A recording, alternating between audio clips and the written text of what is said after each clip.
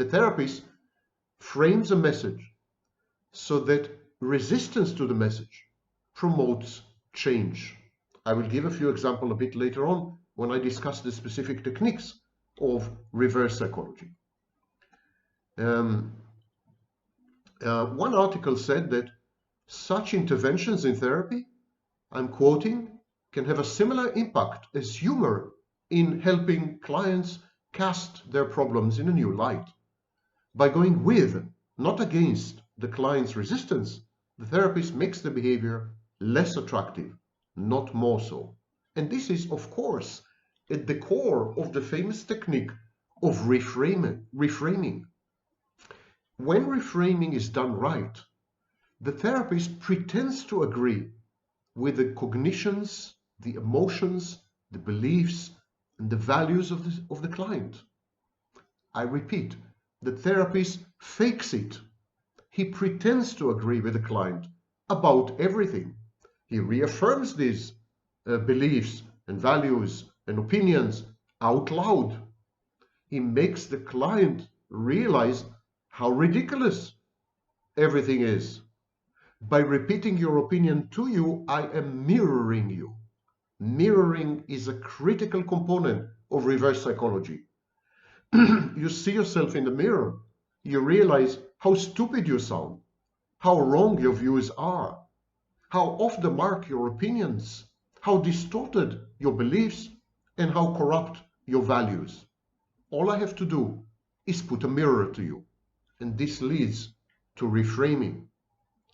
In interpersonal relationships, reverse psychology is implemented very often. It is used as a manipulative persuasion tactic. I would call it the negative form of reverse psychology, or it's used as a helpful method to benefit the recipient.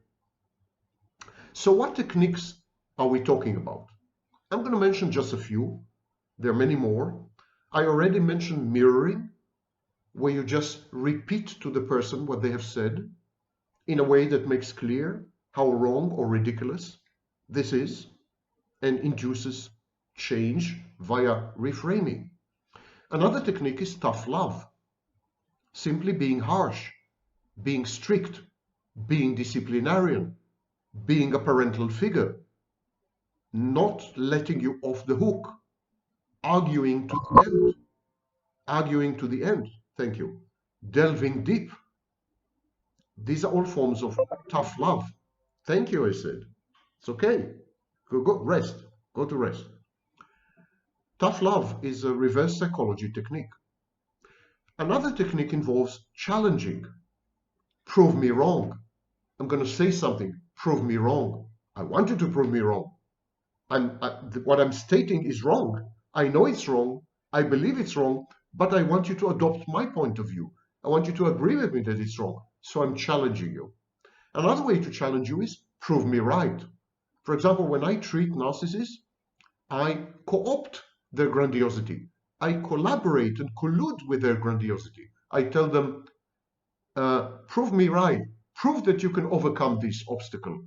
Prove to me that you can overcome this resistance. Or I challenge them and say, I don't believe that you can do that. I don't believe you can do that. That's a provocation. It's a form of challenging. Provocation is a technique where I say something that I know will trigger you, push your buttons, cause you to decompensate, disintegrate in a way, and act out within the channel, the sublimatory channel, the socially acceptable channel that I'm providing. So provocation is a form of challenging. Prove me right, prove me wrong. Prove to me that you are strong enough to overcome your disorder. Prove to me that you can do this. I don't believe you. I don't think you can. Another form of reverse engineering is pseudo-humility. It's also known as fishing for compliments. I would tell you, for example, am I not seriously ugly? And even if you do think factually that I'm seriously ugly, you would tell me, no, you are actually very handsome, Professor Vaknin. You're the most handsome professor of psychology on your channel, which no one can dispute, I think. Anyhow, by being pseudo-humble. It's called pseudo-humility. By displaying fake or false modesty, I am forcing you to tell me what I want to hear. To tell me what I want to hear. And that is a technique that narcissists use very often. They use pseudo-humility to coerce you into providing narcissistic supply. No one feels comfortable to tell the truth all the time. Actually, according to studies by Ariely and other scholars, most people lie all the time. And they lie all the time, white lies, small lies, lies that reduce the friction in daily life. They lie all the time because they're prompted to lie. A waiter comes to your table and asks, was the food okay? No, the food sucked, but you would never say it. You would say, yes, the food was okay. That's what he wants to hear. Someone tells you, post a review on my website. Many of you will. I tell you, I'm ugly. You would respond mostly by telling me I'm handsome. And no, don't tell me the truth. Please, no comments with the truth. I beg you. Okay, Shoshanim, I trapped you into giving me a compliment. The next strategy is known as inconsistency. You act in ways which defy previous knowledge about you. For example, everyone thinks that you are very amicable, people-pleasing, nice guy, and suddenly you act abrasive, aggressive, almost violent. You use foul language, you break things. This creates in people around you the need to restore the equilibrium, to move you back to your previous position, to reaffirm their views of you. In short, it creates a dissonance. So by behaving this way, you can manipulate people and modify their behavior by being inconsistent. Indeed, abusers use intermittent reinforcement as a form of reverse psychology. And this is why I started this video with intermittent reinforcement. Then there's nagging. The more you nag, the higher the chances that the person will balk, resist, and even become aggressive. So nagging is a way to ensure that someone doesn't do something you don't want them to do.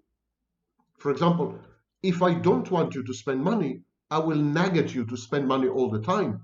At some point, even if you love to spend money, even if you engage in retail therapy daily, you would stop spending money just to spite me, just to demonstrate to me that you have autonomy and agency and you will not succumb to my nagging. Nagging is a great tool